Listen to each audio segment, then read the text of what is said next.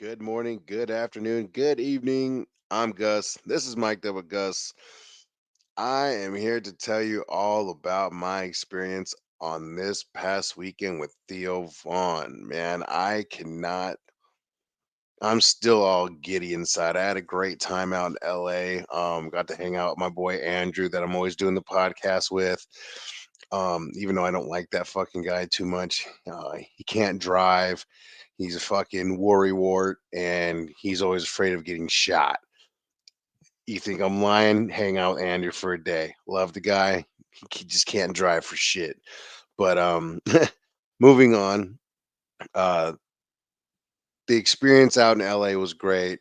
Shout out to the Garland Hotel. Shout out to my boy Lucas, who was working the front desk, who made everything good while I was there. Um, we're not going to get into details about the hiccup because there was not a hiccup. I'll just tell you right now, the hotel took it as a hiccup, and I took it as, hey, this is how things go. Like we just move on. But they in turn took care of me, and it was great. I had a great time. Hung out by the pool, watched Ghostbusters, ordered some fruity drinks. It was great, man. Like I had a thing called oh god, what was it called? Strawberry Paradise or something like that. Something fruity. I'm not a big like let's take some shots and let's fucking get hammered. Like I used to be that guy. I definitely used to be that guy. As of late, not that guy no more. Definitely like my fruity drinks. So had that, hung out, um, went on a little stroll. A lot of people were asking what this was in my hat. So, let's see. Earthquake, earthquake. So I found this feather. If anybody can tell me what kind of feather it is, I don't know. I'm assuming it's a pigeon. I looked it up, but there wasn't like much of like pigeon reference. They said it was kind of like this weird, like a different kind of a hawk. So I was like, I'll take that. I'll take that. So people were asking what was in my hat, and I just stuck it in one of these little holes. Google, because I Googled it, and Google's like, oh, if you find a feather, make sure you stick it in your hats for good luck. So I did, and I actually found this by the Brady Bunch house where they filmed the Brady Bunch house. If you go back on my highlight video of my trip, you'll see that I strolled by the Brady Bunch house. Now, Andrew claims that we stumbled upon it, yet he knew every fucking landmark that we were going to. He was like, hey, man, you see that fence right there down the way and it has a bush next to it? I'm like, yeah. You know what movie that was from? I'm just like, what the fuck? So he knew all these landmarks, yet he didn't know where the Brady Bunch house was, which I call bullshit still to this day. But we stumbled upon the Brady Bunch house, and that's where we kept going to do our nightly walk. When like two cousins get together on Thanksgiving, that walk. So me and him went on adventures. He made me try to drop some weight while I was out there. I was like, all right, dude, I see. Call me chubby and pudgy. That's fine, fucker. But anyway, found this feather, stuck it in my hat. People were asking me what it was. No, it was not a price tag on my hat. No, I am not that guy. Yeah, I could be a little childish sometimes. I read your guys' fucking comments. Don't think I don't. I'm an average guy. I went on the comments below the YouTube. A lot of positive comments about my podcast, which I want to thank you guys from the bottom of my heart, man. It's cool. It's cool because I've never had anything really like that ever. And for people to have opinions on the podcast, I knew that was going to happen. I knew people were going to dissect what I said and stuff like that. And I could just tell you right now, I don't give a fuck what anybody thinks or what they say or anything. Take it up with my family who loves me. Take it up with my friends who love me. Take it up with anybody who means anything to me. They love me for who I am, and they know who I am, and they know what they get on a daily from me. So I can give a fuck less what anybody says in the negative way. All I can say is thank you for watching my episode. You're just increasing those views. Anyway, um, want to give a big shout out to Colin. Colin was one of the guys who took care of me, who was on Theo's staff. Huge, huge, huge thank you, Colin. Another guy that was part of the team, Zach. Huge thank you for everything you guys did. Zach and Colin, you guys are A plus. That's all I have to say. You guys are A plus. You guys took care of me. You guys took care of every situation that popped up, which wasn't major, but you guys made me feel comfortable. You guys made me feel like I was part of the team, and that was great. And so to get into a lot of people ask me, how did this come about? How in the fuck did you, of all people, get on Theo Vaughn? Well, here's the story. Um, Theo Vaughn has a official Facebook page, and on his Facebook page, he had posted like months ago, "Hey, I'm looking to talk to retired mall cop." And in my head, I was like, "Okay, like I've done mall security, I've been the mall cop, and I have 10 plus years under my belt. It wasn't at one mall, and so I didn't know if that's what they wanted. So I took my chance and I reached out, and next thing you know, Colin gets back to me and was like, "Hey, let's do this Zoom meeting. I want to get to know you." I was like, "Cool." What we don't know is the day of my Zoom meeting, my daughter's daycare actually, like, something happened at the daycare where I had to go pick her up. Okay, and then that's the end of that. I missed my Zoom call. Okay, and devastated, totally fucking devastated. I was like, oh my god, my one chance to like even like remotely say that I had a chance, I blew that chance. You know what I mean? So it's like, fuck. So I emailed him back and I was like, "Hey, I'm so sorry. Is there any way I can get another chance?" He goes, "Yeah, tomorrow." So I was like, I'm open. I'm open." So the next day we do the Zoom call. Me and him are talking. We're chatting it up, and I mean, I'll say it. I felt like I made a good impression on him. Meaning, I was making him laugh. We were having a good time. We were talking about like just life and some other shit and what Theo wanted for the show. And it just like everything was just clicking between us. And then so after the Zoom meeting, he said, like I have just like any interview you do at any job or anything, it's like, hey, I have to take these other Zoom meetings. I have these other people that I want to talk to. And if any of those mall cops that actually got to do the Zoom meeting, reach out to me. I want to talk to you. Let's share some stories because like I definitely have more stories to tell. But anyway, so he tells me that he has to do other interviews and stuff like that, but I actually have you know, I have a pretty good shot of getting on this podcast when the time is right.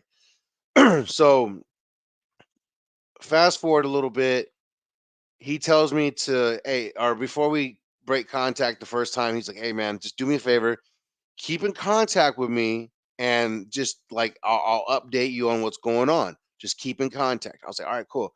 So I didn't want to press nothing. I didn't want to push anything. So I waited probably like a good month and a half, and I hit him up. I was like, "Hey, any updates on what's going on with that?" I wasn't pressuring or anything, so I don't want to make it sound like I was because I was not. But he told me to hit him up, so I did. Hey, Colin, any updates? Anything going on? Hope you're doing well. He hits me back about a day or two later and was just like, "Hey, unfortunately, I don't have any updates yet. I don't have any dates or like any word yet about anything." I was like, "No problem. No problem." Not even a week later, I get an email and it flat out said, "Hey, Gus, let's just cut to the chase. We want to offer you a spot on the episode." I dropped my phone because I dropped my phone and I looked down. I was like, "No, no way. No way." Because I was sitting in my room and I was sitting on the edge of my bed and I dropped my phone. I picked it up. I was like, no way, man. So I read it again and I read it out loud. And I went over to my fiance and I showed her the message. And she just looked up at me like, are you, oh, wait, are you fucking serious? And I was like, yeah, yeah, I am. Like, wow, fucking wow. And so I messaged him back and I was like, of course, like, fuck yeah, let's do this. Like, he asked me my availability and I was like, man, I'm available to you. So A little insight on my availability, guys. This is how much I took a chance, I guess. Because I'm not saying this podcast with Theo was gonna land me like the big stardom and all this other stuff. All I know is that I was gonna get some attention from this and some attention with what else I was already doing. So I took a risk and I may have lied to my job. Okay. May have told my job at the time a little fib, and because I needed some days off. They were flying me out to LA, and I was like, fuck it, I'm doing this. And my wife was like, go ahead, fucking do it. Like we're good. We're okay. Go handle it. We'll be fine. So I actually told a couple guys before I left, like, hey, I'm gonna be on Theo Vaughn, and they're like, "No, fucking shut the fuck up." You know what I mean? I'm like, I know. And I even told them, I said, "Sounds like a fucking lie, right?" So it's like, all right. So I tell my job that, and blah blah blah. So no more job, no more job. But fuck it, I was on Theo fucking Vaughn this past fucking weekend with them. You know what I mean? Like a once in a lifetime opportunity. Jobs come and go. If you really want one, you go get one. So there's that. Um, so fast forward, and now we set the date. Things are getting real. My anxiety is high as shit, you know what I mean? Because like it doesn't feel real, you know what I mean? And for anybody who's ever met like movie stars and those real diva-ish people, far from what I wasn't expecting that whole Hollywood diva thing. You could tell that Theo Vaughn was a real motherfucker. You could tell by the people that were working with him were just real people. I still had my anxiety of this dude is still on the top of his game, at the top of the game right now. You know what I mean? So it's still intimidating to sit next to somebody that has been in my position before. You got to start from somewhere. And so it was just out of respect to just be like, fuck, man, like I got anxiety and I got nerves. So the whole time at home, I'm like, fuck, my day's coming, my flights here are, and so check this out. So my anxiety's high, and now it's getting real. I get contacted for my flights and shit. I'm just like, oh shit, I've never had people just buy flights for me like that. So that was cool, and I don't mean to put business out there, but they took care of me. They flew me out there. They put me up in the Garland Hotel, and it was just a beautiful time. So I get on the plane, having fun, and there's kind of like there's actually a little joke in this whole thing too, because my experience getting there was kind of like a joke, like it was like actually a comedy set for a second. So my Uber driver, Asian, so I was like, hey, I'm from California, Southern California at that. A lot of Asian drivers out there, and the whole concept of Asian drivers is they can't drive, blah blah blah. And it's not stereotypical, it's not racist or anything like that. It's sometimes it's just fucking true. You know what I mean? So I didn't take that into any consideration. I laugh it off every now and then, like, oh, I got an Asian driver. Hope I get to the airport on time. So I get out the Uber, I get on the plane. The pilot's Asian. I was like, holy shit. Okay. Flying a whole ass plane, responsible for a whole lot of people. Okay. All right.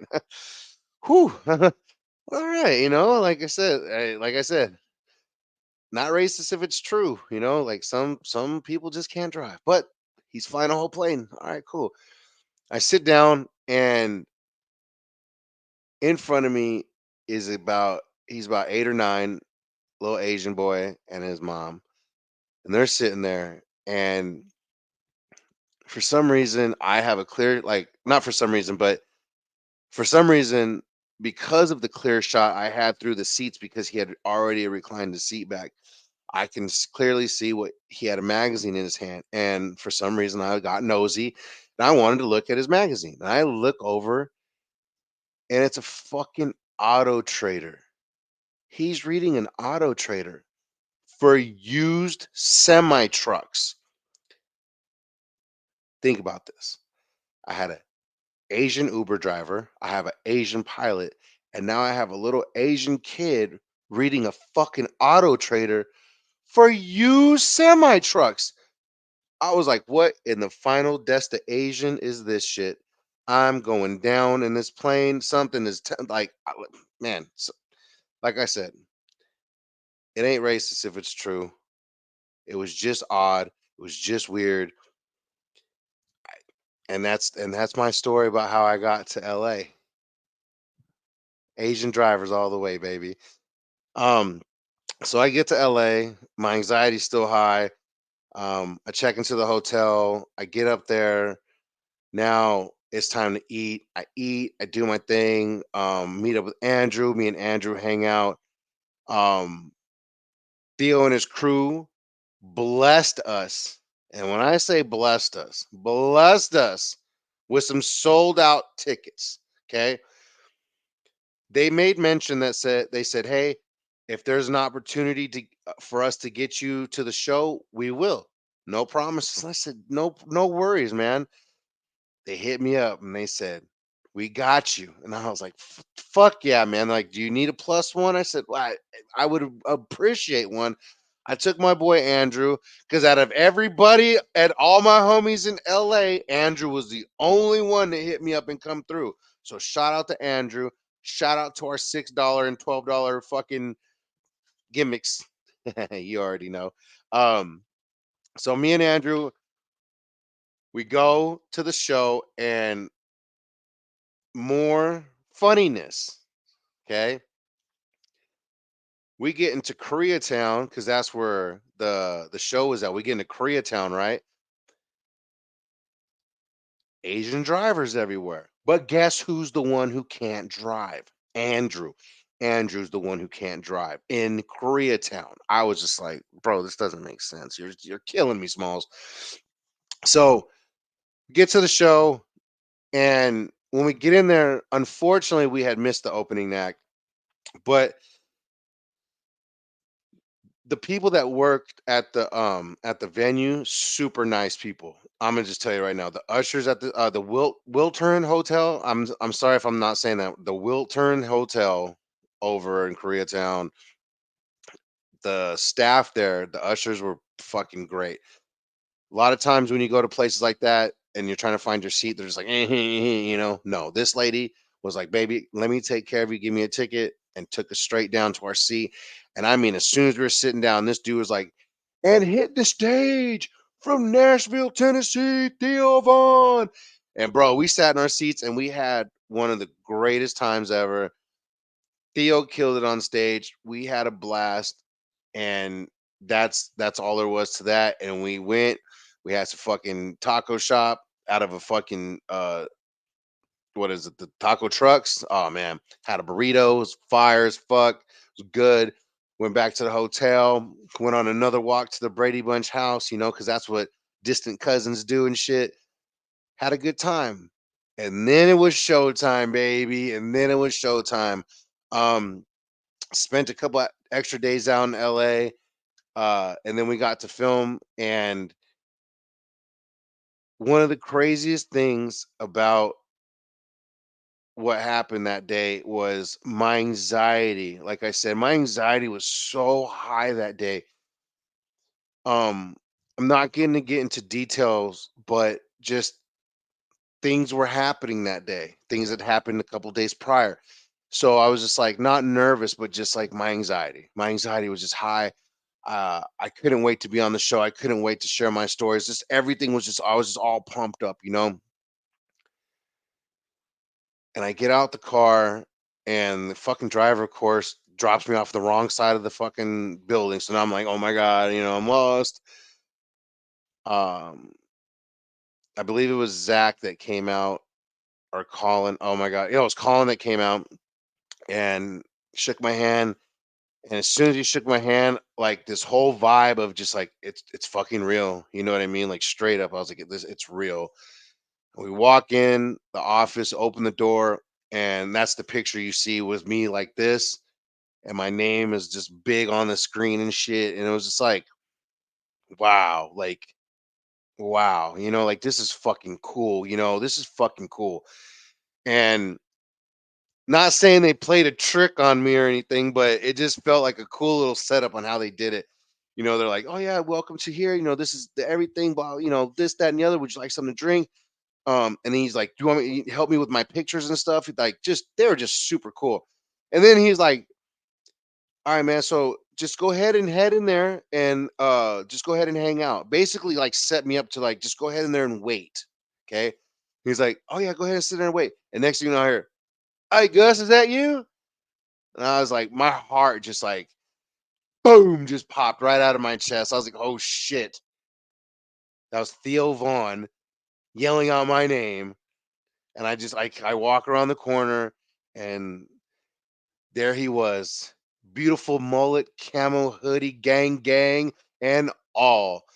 The Rat King himself, Theo Vaughn, dude, and I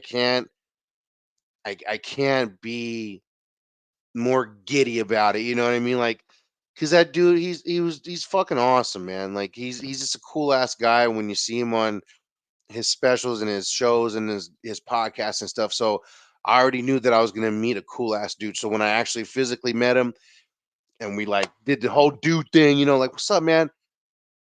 I just felt like I was with one of my homies. I'll just be real. Like, I just felt like I was with one of my boys. Like, I asked him how his day was. I asked him how Vegas was. I asked him how things were and shit.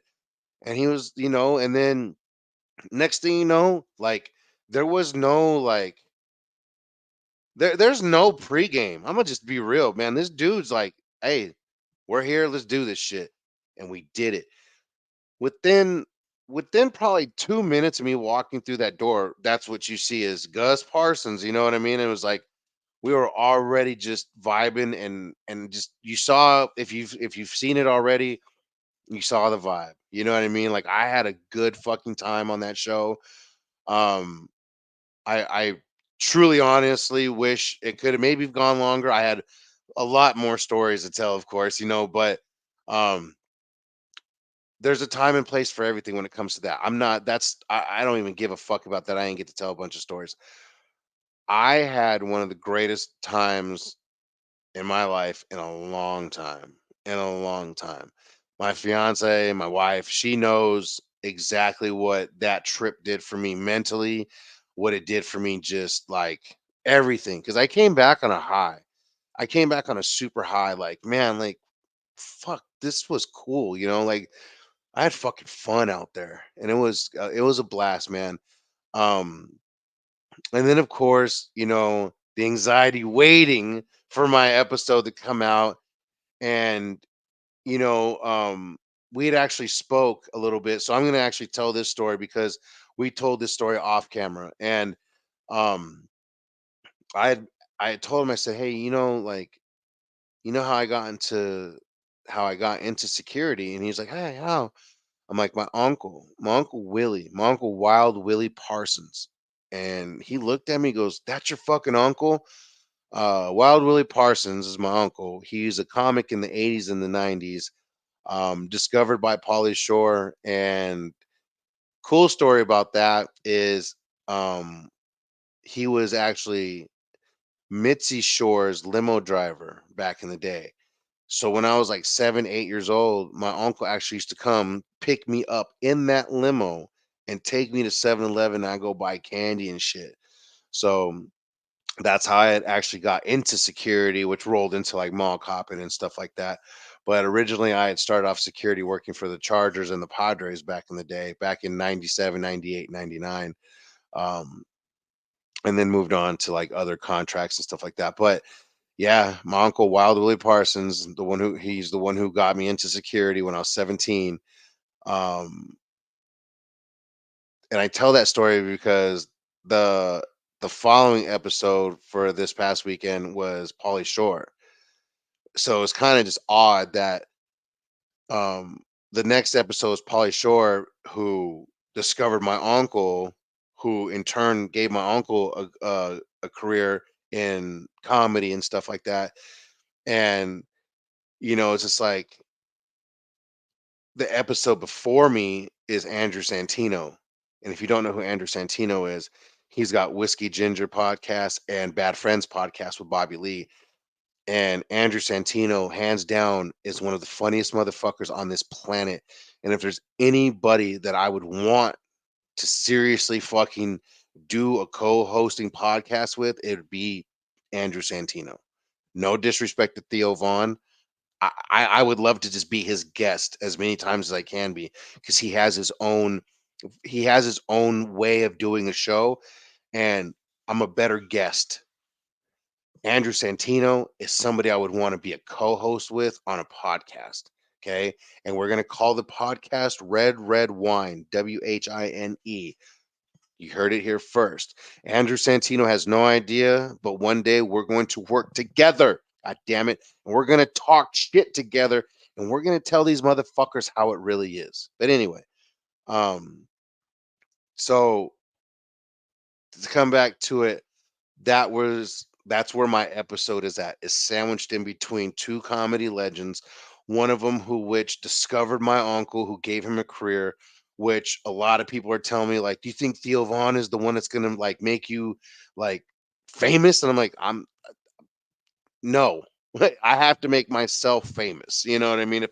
If that's the route I'm trying to take with this podcasting and stuff like that, which now that I've had a taste of what real podcasting is and how like much reach a real podcaster can have, yeah, I shit, man, I wouldn't mind getting all these average Joe kind of guests on, you know what I mean? Like everyday blue collar people, you know what I mean? Like it just seems like good conversation with just to have with just normal ass people, you know what I mean? And that's the kind of response that I was getting from the conversation me and Theo had, is that it's good to see that Theo's interviewing just everyday people. It was a good listen. It was a good this. It was a good that.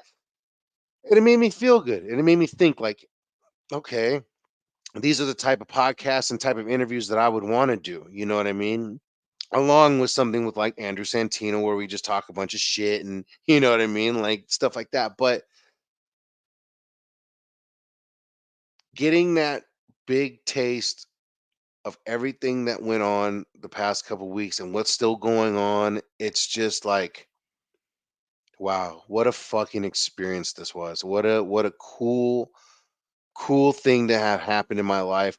What a cool chapter in my memoirs for later on, you know what I mean? Because like in like 10, 15, 20 years, like I want to be like a Joey Diaz, or like all these and no disrespect, but these older comics that have been around for a minute, who got those war stories, who started somewhere, who you know what I mean? Like it may happen for me one day. I've always had aspirations of being a stand-up comic. A lot of people were there for about 8 years ago when I was gonna go do an open mic, and I don't want to mention the club's name, but you guys hindered my mental from going up on that stage, and here's why.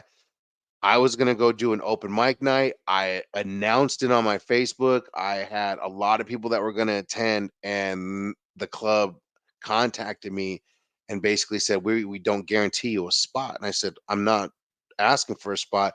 I'm just saying that I'm going there to do an open mic, and if I get on, I get on. But I'm obviously gonna be bringing a shitload of people." And it wasn't just like 30, 40 people who said they were going to go. Okay. At the time, I knew a lot of people. I still know a lot of people, but at the time, I was more in communication with all these people. So I had groups of people waiting to come see my stand up performance. And the club basically was like, well, you're not guaranteed a spot just because you're going to bring a bunch of people. And I'm like, oh, okay. Well, so I didn't go through with it for whatever reason. And since then, I've only collected hella material that I can just put on stage because of all the life experiences that I've been through and all the comedic shit that I've seen in my life, working through dispensaries and all these other jobs, and just everyday life, even in pro wrestling that I'm involved in. Man, I could literally go with like, that would be awesome to do a mall cop thing with Theo, do a pro wrestling one with Theo, and do a dispensary run with Theo. I could literally, all three of those were set. Like, trust me, I definitely have some stories. But another time, another place. Hopefully, I get to go back on this past weekend again with him. Um, but overall, I had a great experience. I had a great fucking time. I found a fucking feather. I stuck it in my hat. People didn't know what it was for a minute. It's funny, but I just want to say thank you for all the positive comments. Thank you for all the negative comments. Thank you for watching the episode. You know what I mean? Like that's all I can say about that. Um, for the people who didn't like what I said, fuck them. For the people who laughed, we're gonna keep laughing, guys. We're gonna keep doing it. Um, do me a favor, share this video, like this video, subscribe to my fucking page, leave comments down below. Let me know what kind of job you got. Let me know what kind of conversation you want to have. I will talk about anything with you guys. All right. I am that guy. I will sit here and shoot the shit with anybody. We will talk about anything. I actually would love to keep talking about some old mall stories because I know we did not touch on how, like, just hanging out at the mall. I have stories from when I was like a teenager, and even working at the mall, you have to go days off. I hung out at the mall, so anybody want to shoot the shit about old mall stories? I'm down. Any old mall cops out there? Let's keep it rolling. I'm down. Let's have some fun. Um, any dispensary people out there? Let's talk. And I'm talking about the old school dispensaries, the trap dispensaries. The let's are we gonna get raided today? Dispensaries. Let's talk about those ones. But anyway, to wrap all this up, Theo, Colin, Zach, everyone at this past weekend, thank you so fucking much. Thank you so much. Thank you so much for everything you did for me. Thank you for everything you've done. And uh, I had such a blast. I've probably watched my episode times because I'm a mark for myself sometimes. And you know what? Fuck it. I was on Theo Vaughn this past weekend, and you can't take that away from me. Guys, thank you for watching. Thank you for listening. Um, yeah. And make sure that you do watch that episode.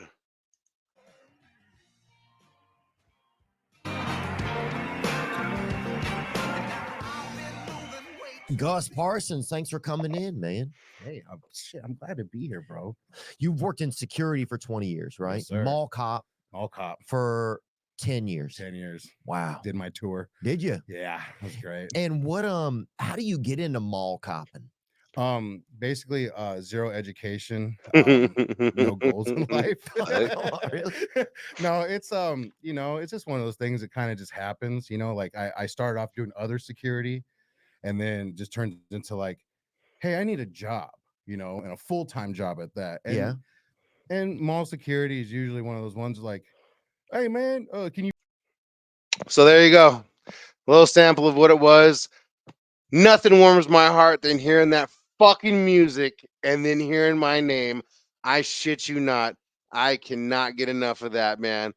I'll tell you this right now. When I started watching Theo Vaughn a while ago, years ago, and that music, I was like, man, I'm gonna hear my name on there one time, and I did.